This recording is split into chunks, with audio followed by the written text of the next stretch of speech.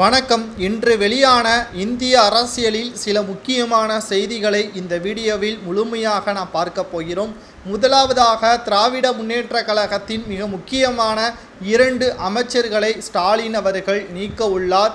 அமைச்சரவை மாற்றம் ஏற்கனவே நாம் பார்த்திருப்போம். உதயநிதி ஸ்டாலின் அவர்கள் துணை முதல்வராக வருவதற்குத்தான் இந்த அமைச்சரவை மாற்றம்.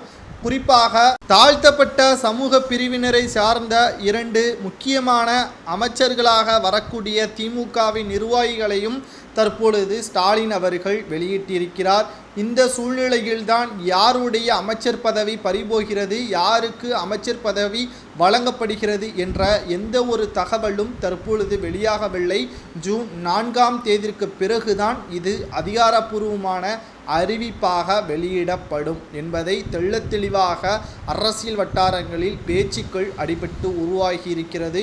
இந்த சூழ்நிலையில்தான் முதல்வர் ஸ்டாலின் அவர்கள் இந்த அமைச்சரவை மாற்றம் தற்காலிகமான மாற்றமா அல்லது திட்டமிடப்பட்ட மாற்றமா என்று நாம் பார்க்கும் பொழுது, உதயநிதி ஸ்டாலின் அவர்களை துணை முதல்வராக வர வைக்க வேண்டும் என்பதற்காக இந்த அமைச்சரவை மாற்றத்தை முதல்வர் ஸ்டாலின் அவர்கள் எடுத்திருக்கிறார்.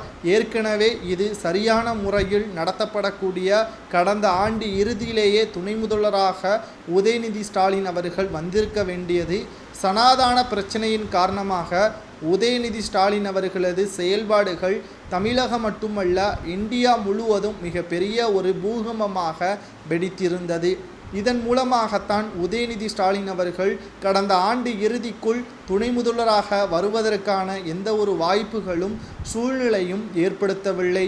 மாறாக மக்களவை தேர்தல் நெருங்கக்கூடிய வகையில் தற்பொழுது துணை முதல்வராக உதயநிதி ஸ்டாலின் அவர்களை தேர்வு செய்தால் தேர்தலில் பின்னடைவை சந்திக்கக்கூடும், இதை வைத்து எதிர்க்கட்சிகள் பிரச்சாரம் செய்யக்கூடும் என்பதை மனதில் வைத்து கொண்டுதான் ஸ்டாலின் அவர்கள் இதனை செய்யாமல் இருந்தார். தற்பொழுது மக்களவை தேர்தலும் முடிந்துவிட்டது. வெற்றியோ தோல்வியோ துணை முதல்வராக உதயநிதி ஸ்டாலின் அவர்களை பதவி கொடுத்தால் மட்டும்தான் அடுத்து அரசியல் களத்தில் உதயநிதி ஸ்டாலின் அவர்களது பங்கு அதிக அளவில் இருக்கும் என்பதில் எந்த ஒரு துளியளவு கூட மாற்றமே கிடையாது என்பதை நாம் ஆணித்தரமாக கூறலாம்.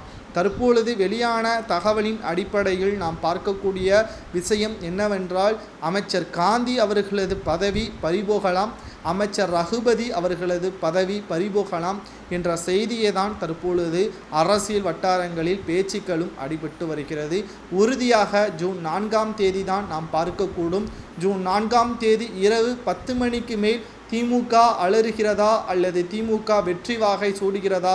வெற்றிக்கு வாய்ப்பு இல்லை, தோல்விக்குத்தான் வாய்ப்பு இருப்பதாக கருத்துக்களும் வெளியாகியிருக்கிறது.